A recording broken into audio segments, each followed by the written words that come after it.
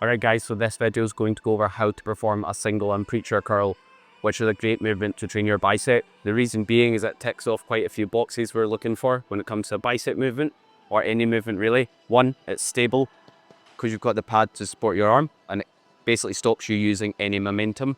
It's got good joint alignment, in other words, there's no stress going through joints, because you can line yourself up well, so all your joints are stacked effectively, and you're not in this funny angle which is forcing you in a way your joint doesn't move.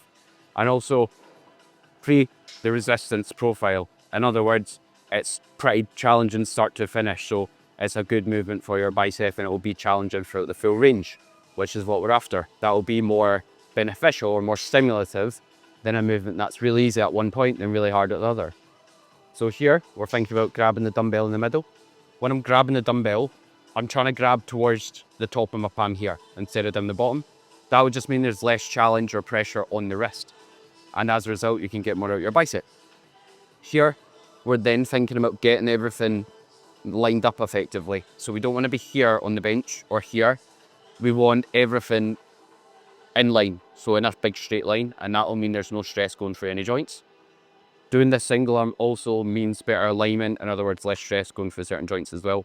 And when you do single arm work, you can produce more force with that side than if you do it on both sides, just because your body's only using one side of its body, or your body's using one side of its musculature is a better way to put it, sorry. So grabbing it in the middle with the top of my hand, and then from there, making sure everything's lined up.